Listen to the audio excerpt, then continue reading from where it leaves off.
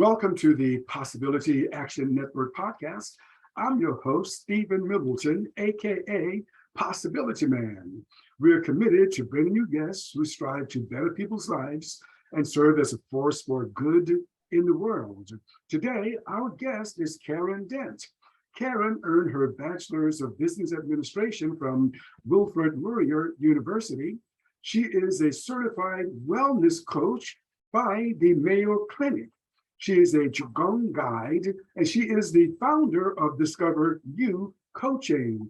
Karin, welcome to the show today. Thanks so much for having me, Stephen. It's lovely. When I came across you, I knew that I wanted to talk to you because of your experiences as a coach. I'm also interested in your journey. But before we dig into that, could you give us a glimpse into your professional life before you started doing what you do now? Yeah, so I was working, I went to school in Ontario, Canada. And then after I graduated, I worked in Toronto for a number of years. And I worked in marketing and promotions, started at, ironically enough, at a pharmaceutical company. Was one of my first jobs, did courier sales, and was really just curious and trying lots of different, options in the marketing field. Landed at a coffee company chain similar to Starbucks called Second Cup, worked there as a buyer and a merchandiser, and then went over to the agency side of things and did some promotions marketing there. And then my husband and I moved to the US 2002, and then I worked there again at an agency for another pharmaceutical company. Which I think is just fascinating to understand how that whole world works, given what I know now, and how my health journey has evolved. So, when you look back and you go, oh, that was interesting, right? How that all sort of feeds into where you are in the current moment.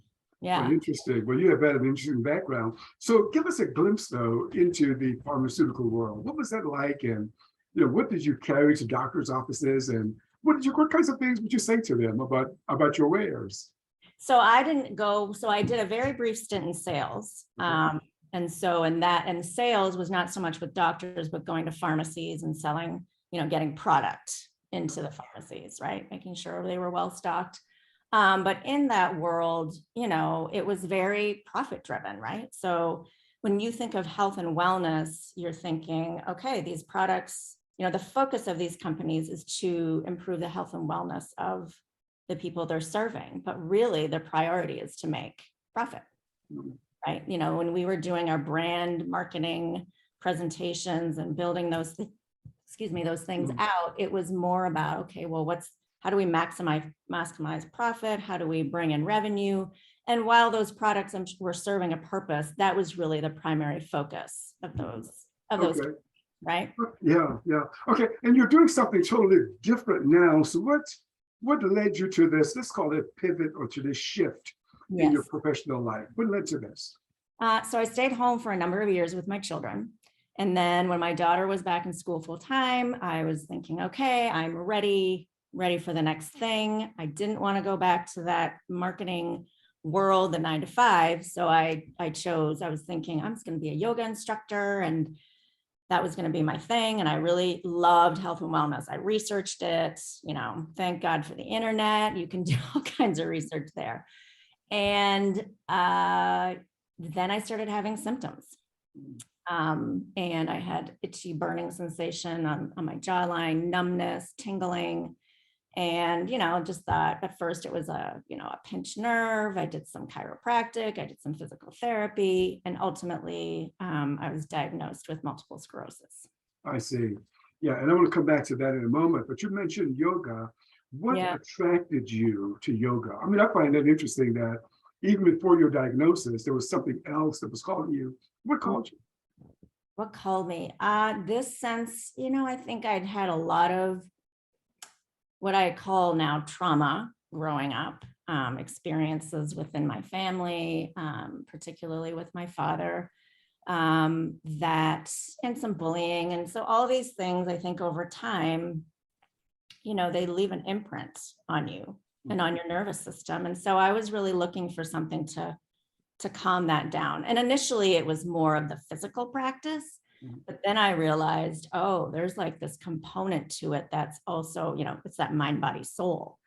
And so I just loved it. And I loved how I felt after, just laying on the mat in Savasana, and just that feeling of calm and peace was just something that I'd never experienced before in another practice. Right. Yeah. That's interesting. Yeah, I'm glad you mentioned that. Life itself, it can be traumatic for most of us, because think about it. We are born. Right, that's traumatic. May not cannot get articulated, but that has to be pretty traumatic there. Right. So I'm just talking out of my head and just thinking about what you just said. It's like, you go through life and you have these experiences, and sometimes energy can get stuck apparently in your biosystem. Yes. And how do you what did you learn about getting that stuff out? I don't want to go too far with this, because I want to get back to your diagnosis now, but I'm thinking about stuck energy. I'm wondering, wait a minute, you have an experience, something gets stuck, you either deal with it or it stays with you forever. What did you learn about that, getting rid of stuck energy, especially in connection with growing up with your father? Yeah. So where I really started to dive into this was through the practice of Qigong. So Qi is energy and Gong is work. And really, Qigong is about activating your own body's innate intelligence through the form of energy, right? And this is rooted in traditional Chinese medicine, which in traditional Chinese medicine, the belief is that all disease is rooted in stuck energy. And where that energy is stuck is not necessarily related to where you're having symptoms. So, and that is where, and that practice is really where I start to feel that energy shift, right? Which is pretty amazing. And someone told me about Qigong and I was like, Qi what? Yeah. I never heard of this before, but when you're in a place where I was ready to try anything, where there's, potential benefit and low risk, why not? And as I practiced more, I just felt this shift in my emotional well-being, right? Like things just being released. So that was really cool. Yeah, that is cool. Speaking of energy and doing a practice that, allows you to release it. My neighbor is in the mid-80s, and, I visited her from time to time, and we were having a conversation. She was talking about her health, and, it's difficult for her to exercise. I said, something, have you heard of Tai Chi Chuan? And she said, no, that's just sort of some movements. And, she went from being just so down, and then she began to smile. Yeah. And then she said, I feel the energy when I move my hand. And I said, wow, that was amazing. And she shifted her energy like that. Yeah. So you introduced her to that. Well, I introduced her to Tai Chi. Yeah. So, and, I came across it many years ago. I was walking through Washington Square Park in New York, and I saw this little woman doing these movements. I said, whoa, what is that? Would you teach me something? And she taught me something that was fun. So, yeah. Yeah. So you've had experience with it as well. I've had some experience with it, and I've been around some Tai Chi, some quick Qigong guys as yourself in the past. So it's a wonderful thing. Yeah. So then Karin, then you're doing well. You're doing it professionally. You raise your kids, and life is looking pretty good. College educated, and then you got this diagnosis. If you don't mind, can you take us into, your reflections upon hearing multiple sclerosis? Shock.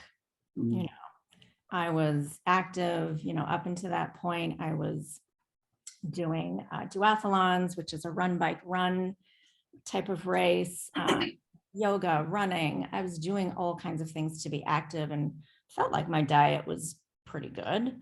And so it was devastating. And it's just the fear that comes with the diagnosis. And, and like Deepak Chopra has written a book about, sometimes it's the diagnosis that's the nail in the coffin, not the actual disease, because it's the mindset around it. There's so much fear of, what does this mean? What does this mean for me long term? And, for whatever reason, pretty shortly after I received the diagnosis, I said to myself, this will not define me. Yeah. And I was fortunate that I had the time that I could start researching different modalities. And what was really difficult is, the neurologist right away, I started out with clinically isolated syndrome, which is one lesion. And immediately they wanted me to do the drugs. Well, which is fine. And that's a choice. It's an option. But those drugs come with significant side effects and are not always effective for everyone. And so I chose not to do the drugs. And that came with shame, right? You aren't doing what you should be doing to potentially deal with this disease in the way that, conventional medicine says to deal with this disease. And I understand that. And I don't fault, physicians, because that's all they have in their toolbox. Right. So I chose differently. I took a different path, which has sort of been a theme of my life, I guess. And I opted to change my diet. Dr. Terry Walls, I don't know if you're familiar. Yes, I've heard of her. Yes. Yes. So she is a physician, an MD, and she ended up with secondary progressive MS. And, I feel like the universe plants seeds for you if you're looking. So before I was diagnosed, I watched her TED Talk called Minding My Mitochondria, where she, through food, was able to reverse her symptoms by following a paleo diet, right? Wow. That's impressive. And that was inspiring to me. Yeah. And to have that sort of seed planted before my diagnosis, I went, okay, well, I'm going to start with that before I do the drugs. That's great. That's great. You've said some things that are very important here. You got the diagnosis and you said you decided that the diagnosis would not define you. And you can apply that, right, to anything, to a trauma, someone that may have grown up with an alcoholic parent, and then they never leave the alcoholic parent. But what you said was that, look, it's not the event, because the event is the event, but it's also your mindset, how you see it. Can you tell us how did you work through that? Was it like, I don't know, was it overnight or? Well, and interestingly enough, because of how I grew up in a home where, my parents never had a microwave. They were very much believers in cooking real food, not prepackaged. Not that we didn't have sugar. I mean, my father was a pastry chef by trade, so we had plenty of sugar and, sweets in the house. But, homeopathy was a part of my upbringing. And I also had a father who was very distrustful of the medical system because of his own life experience. And so I think we were taught as kids to question. Don't just take what anyone says to you as being absolute truth, whether it's from a physician or anyone else. Think about it for yourself. Question what they're telling you. And so I think those two things combined, that again was a seed that was planted for me to say, well, this doesn't feel right. Like I didn't want to take the drugs as the first go-to without trying something else. Right. And I think it was such a shock to me to be a healthy person, what I thought was a healthy person, to then have this diagnosis that it didn't feel good to then go around saying, I have MS. And I don't know how much personal development stuff, I think you've probably read a bunch of it, this idea that if you define yourself in a certain way, that is who you become. So I never referred to it as I have MS. I would always say I was diagnosed with MS. I like that. Yeah. Right. Because that leaves it doesn't then mean that I am this. Yeah. I am not this. I am not MS. I am Karin. Right. Right. Yeah. That's a huge difference. Yeah. Yeah. So, okay. So you began this journey of looking at nutrition. Yes. Lifestyle changes. So what kind of lifestyle changes did you make? So immediately, and I went and I saw a nutritionist and started on this paleo journey of, I didn't do the autoimmune fully. So I got rid of all grains. So not just gluten, but all grains, dairy. For a short period, I did the nightshade vegetables because they can be pretty inflammatory for some people. And then the legumes. And, it's pretty restrictive. So I did it for a period of time and then started adding some things in. But what I have, sort of the core of what I do now is no gluten, very little dairy, except for maybe butter, and limiting sugar. As sugar has really become one of the most inflammatory foods that we put in our body in such enormous amounts. Right, that's right. So is that where you came to what I saw it on your site, LinkedIn site in particular, food is medicine? Is that where, in your journey with making these kinds of changes, is that where you came to this? Oh, food is medicine. I can make some better choices. Yeah, absolutely. Well, food is medicine and nourishing our cells, right? Like our soil is so depleted now, it's really difficult for us to get all the nutrients that our cells need to heal and thrive, even just from the food, but food is baseline. Yeah. And then you need to start adding on, the magnesium that's missing from the soil. Sure. It's amazing how many, and I think about this pretty frequently now because I've gotten turned on to lifestyle nutrition as well as that.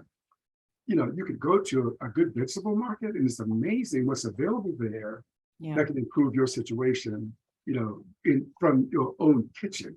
Yeah. And I'm sure that's what you've discovered, right? That you could actually improve the situation in your own kitchen.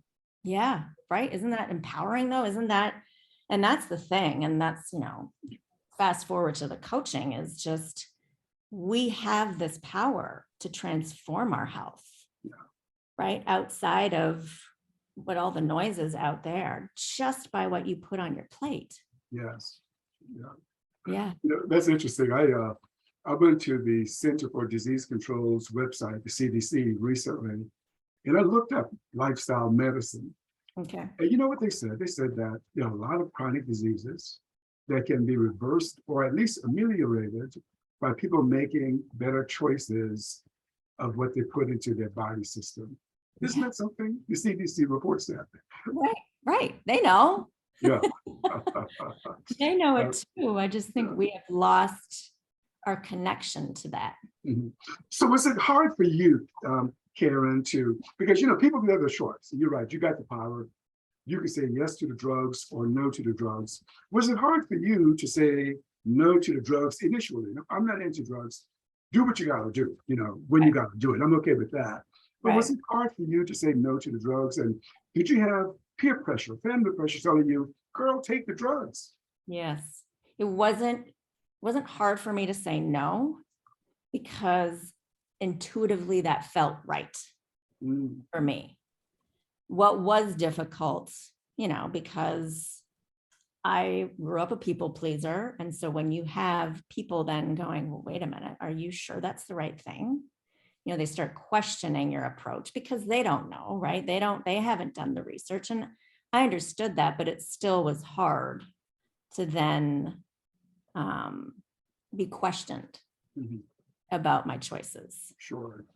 And but it was a really good lesson at the same time to know, it's easy to judge somebody else for their choices without walking in their shoes. And what was really telling for me is one of the neurologists that I saw, I had gone back because I wasn't doing the drugs, they wanted me to do MRIs every 6 months, and that was stressful because every time you go into that machine, you're like, oh my gosh, what's this going to tell me? So the MRIs actually became a greater source of stress than actually having this, diagnosis. And there came a point where my neurologist at the time said, another lesion had come up and I still wasn't taking the drugs. And he said, I have colleagues who would no longer see you as a patient. I'll still support you. But no, he was basically saying that you're not doing the right thing. I'll still see you, but I have colleagues that would no longer see you. And I said, well, that's not really supportive. Mhm. I think I'm gonna go somewhere else. So yeah, it was definitely, there were difficult moments and moments of shame and questioning, but I always, and certainly asking questions and talking to people. I have a very good friend who has her PhD in immunology, and she worked on one of the MS drugs, and we had long conversations about it. And it's still just in my gut. I was like, oh, just the thought of it Right. didn't sit well. Right, I understood, and and I'm well doctored. I got a bunch of doctors, for sure. But yeah, I think as I've grown older and seen a lot of doctors, it's important to understand that some doctors, perhaps many doctors, I don't know how many, but they're trained in a certain way, Yes. and their solutions, in their wheelhouse is pharmacological, and just understand that's the way they're trained. Correct. And then so people have to understand though that they can make better choices, and as you find it. In your biography, I also found something about functional nutrition, and that's about what we're talking about. But I want you to tell us more about what you learned about functional nutrition. Functional nutrition. So, functional medicine is basically, where conventional medicine looks at symptoms, comes up with a diagnosis and treats based on that symptoms, right? It's all symptoms based. Functional medicine is looking at root cause. What's the root cause of this? And, what is my story has changed as of last fall, so almost a year ago, where I went to a functional medicine practitioner who did a bunch of testing. They were looking at my gut microbiome, they did Lyme's testing and mold. Those were the 3 different tests that they looked at. And I had, issues in all 3, but what's fascinating to me is, when I was first diagnosed with MS, I kept getting this like, are you sure it's MS? Maybe it's Lyme's, because Lyme's is the great mimicker of many autoimmune diseases, like lupus. MS is one of them. And I thought, that actually makes more sense to me, because one of the home that we lived in before this, we were on wetlands, and we used to have to do tick checks before we came in the house. Like we would find ticks on the dog, on the kids, on myself. I was like, wow, that makes a whole lot more sense than this MS. But, the testing for it is very limited. There's lots of false negatives. So anyways, I went to this functional medicine practitioner who ultimately diagnosed or said that I had Lyme's, chronic Lyme's. Yeah. So from their perspective, I have Lyme's. From conventional medicine, it's MS. Yeah. From my perspective, it's what I did to heal my body didn't matter what the diagnosis is. If that makes sense. Yeah, that makes So sense. Functional nutrition then is really about using food to heal the body. Yeah. And so I actually just finished a functional nutrition coaching program through Mind Body Green. Wow. Okay. Yeah. How was that? Yeah. How was the experience for you?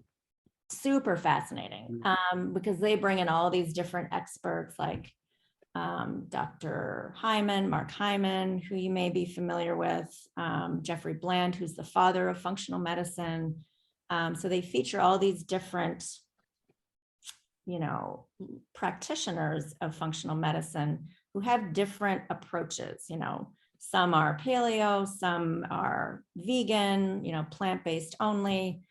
But what the common theme that I sort of saw in all of it was the gut holds the key. Yeah, that's right. Yeah. That's for sure. Wow, wow, wow. I've often thought, because like you, I've talked to a lot of doctors, from lifestyle medicine doctors, functional health doctors, traditional doctors, homeo, all of these, naturopaths. And Karen, I think, why don't you doctors just get together? Practices should not have one specialty, but a bunch of these different specialties. Yeah. So, mhm. Now you also spent some time training at the Mayo Clinic. Yes. Through their program, wellness program. What was that like for you? What kinds of things did you learn from that experience? So that experience was really about learning how to coach. And So it was a very small group. There was 27 of us. Most of it was online, but we did have like a 4-day retreat, which was immersive and just full of information and opportunity to practice. Practice and art, right? It's an art and a science where you're using motivational interviewing. And the whole premise of it is, this is what resonated with me so much, right? Because this is my philosophy too, and why I chose that program is the client is the expert in their own life.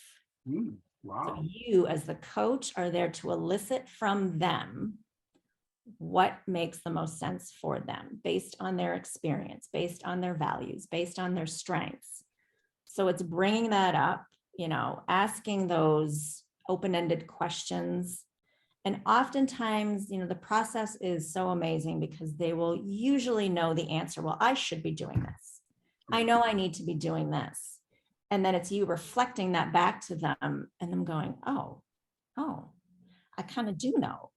And then, where the coach comes in is partnering with them to then set those, smart goals is what they call them.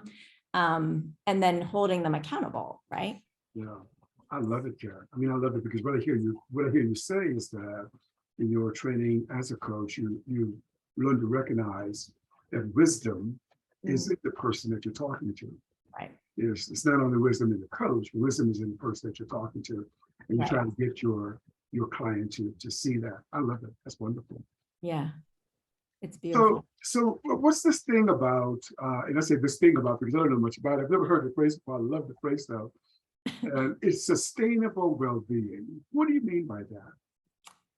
So there's lots of programs out there that you can follow, whether it's paleo or keto or, and those programs were designed for a certain person that tried it and maybe a number of people, but they're not always sustainable, right?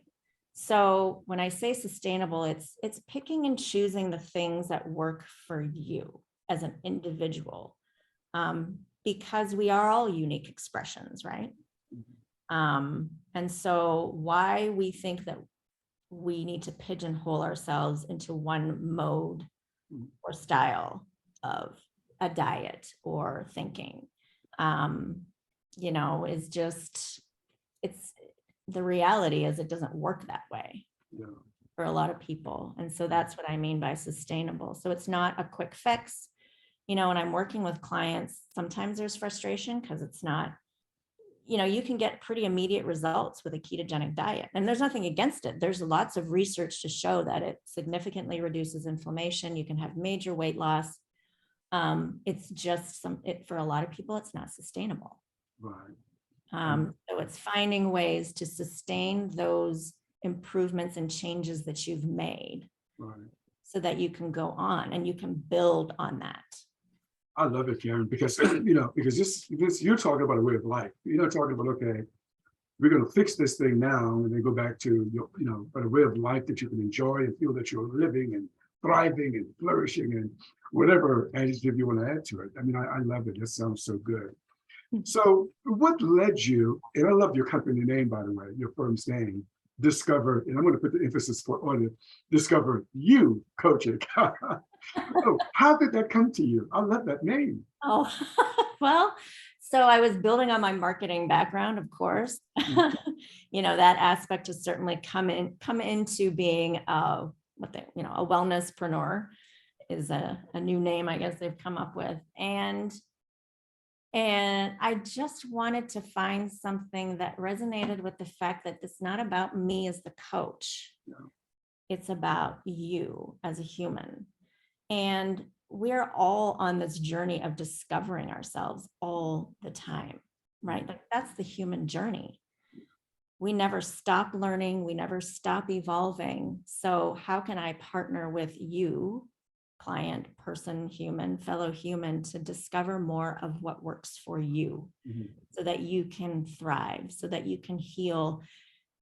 And really, we're at a point on our planet where we really need more people to be, thriving so we can do the work together to heal our planet.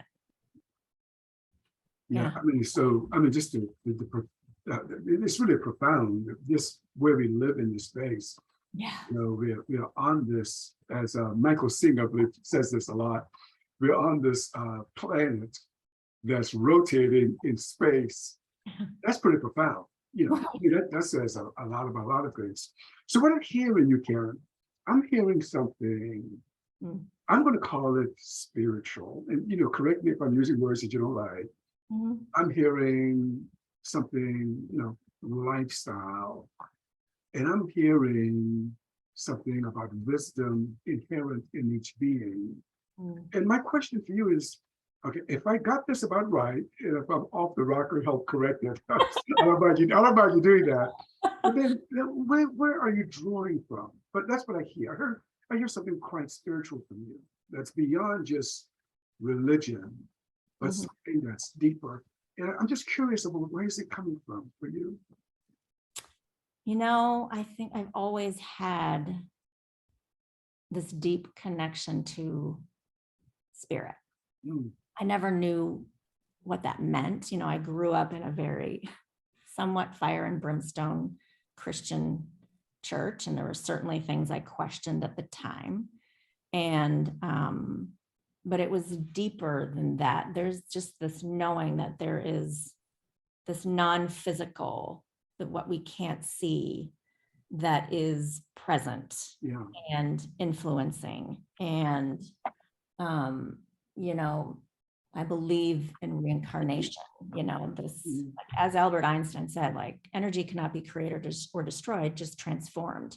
yeah. So when our physical bodies go, there's still an energy there, right? And so I think that's where it comes from. There is just this deep connection that I've always known.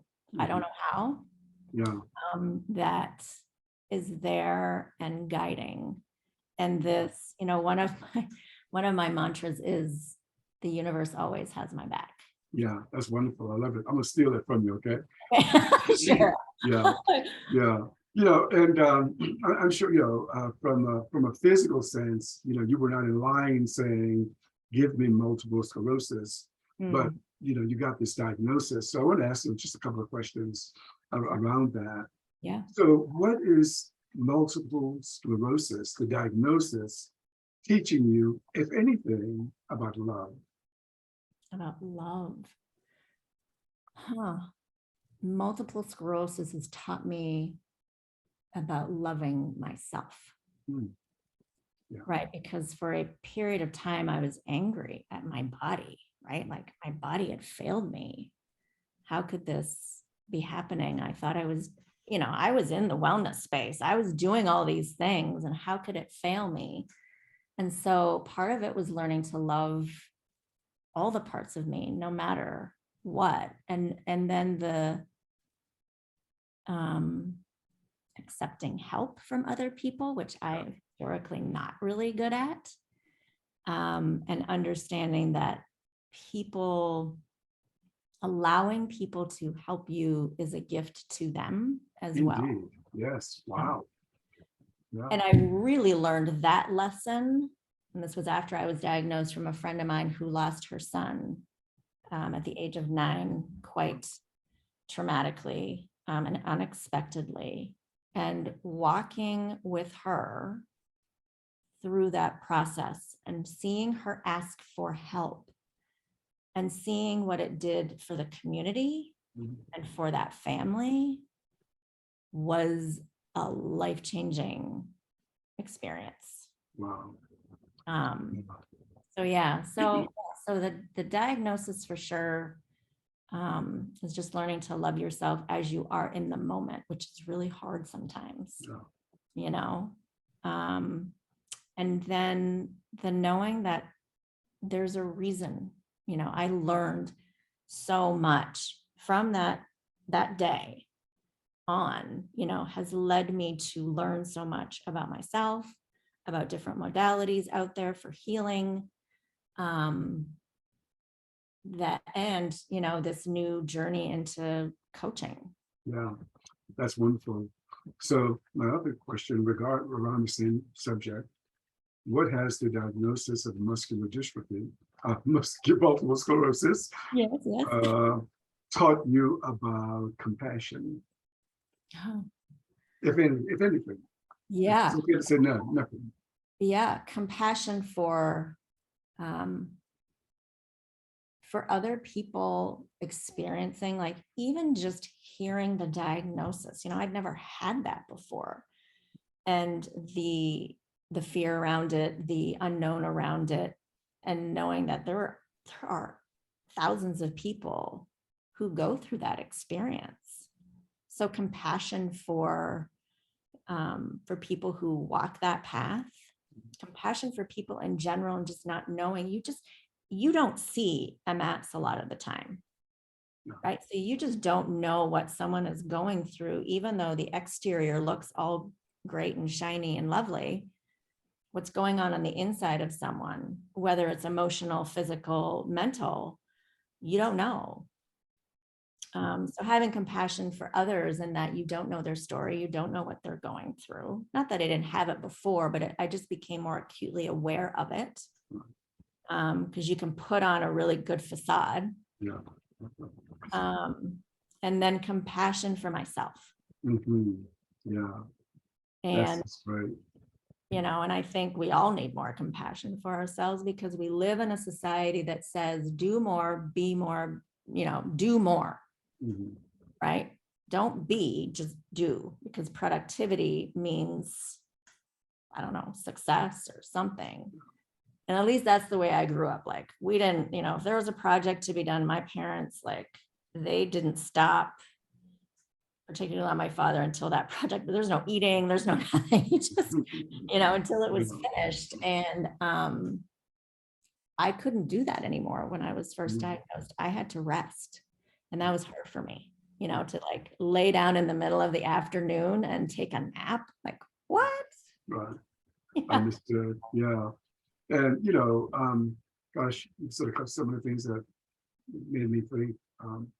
But one is that, you got the diagnosis, and sometimes it's easy to say, okay, that's it for my life. I'm Right. going to quit one life and find a chair and look out the window. Yeah. But you didn't do that. You got the diagnosis. You did training at the Mayo Clinic. You did training in functional nutrition, and you started a coaching firm. What kept you going? What took you there, Karin? A big part of it is just my family. I had, 2 younger kids at the time, and thinking about how I wanted to show up as a parent for them, meant I need energy. I need to be in top performance in order to be the kind of parent that I want to be, the kind of mother. So I really didn't think about it. Not that I didn't have my woe is me days, for sure. I mean, there were lots of up and downs as we're doing the MRIs and a lesion comes up, for sure. But, and probably also a belief that there's something in here for me to figure out. Yeah. Right? Yeah. This isn't it. Right. Yeah. I got it. I like it. Well, you probably have heard of the name David Goggins. He's a extreme fitness guru, I suppose. Sure. And he's all over the internet, YouTube, Facebook, and Instagram, and he's written a pretty good book, Can't Hurt Me. And he said this, and I'm going to ask you this question. He said, let's say that there is God, and that his carcass, his body dies, and that he meets God upon the moment his body dies. And God is saying, Goggins, this is where you're supposed to be in the world, because I put all of this stuff on you. And this is, Goggins said he wants God to know that he exceeded all of the expectations that God had for him, and transcended all of the obstacles. So I want to ask you a kind of different question. Let's say that you meet God Hmm. and that, you know, you're supposed to have been, you know, caring, business, work, all of these kinds of things. And then God asks you, Karin, you know, what do you think you have offered to serve the world based upon the obstacles that are put in your path? What would you want to tell God? I would say that my hope was that I was able to show up with kindness and compassion and to maybe show there's a different path. Yeah. There was a different path for that, you know, someone may not have thought of. But more than anything, I think the other thing that, and is so missing for some people, is that when I'm with people, they feel seen and heard. That's good. Yeah. That's where so many people, you know, feel invisible, you know. Yeah. And Yeah. Or that what they have to say doesn't matter, or, you know. yeah. That's great. So I said, so as a coach, you try to get them to see their greatness. You pull something out of them. But then that's awesome, Karin. Yeah. So look, we've covered. Huh? I said that's the goal. Yeah. So look, what is there anything else you care to share with us that I have not asked you today? Share. I just, you know, that there is greatness within each one of us, and to find the people in your life that help you, to lift you up and help you find that greatness, because you can't do it alone. You know, I think we live in a world, even though we're more connected than we used to be, but we're also a lot of people feeling more isolated and lonely. And it's just, we were meant for community and support.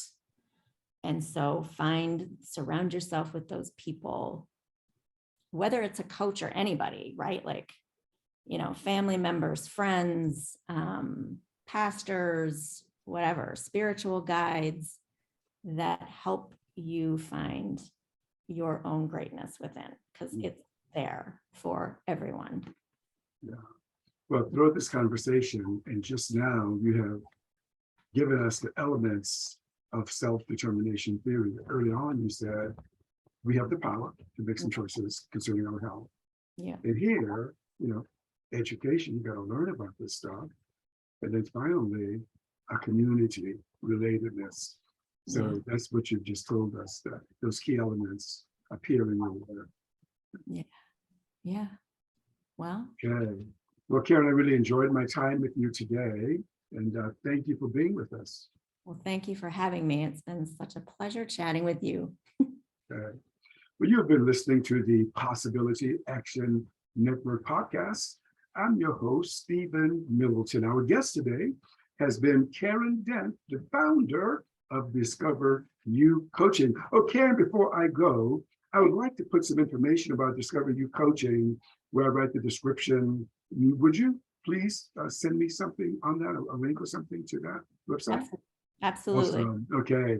Karin, once again, thank you for being with us today. Thank you.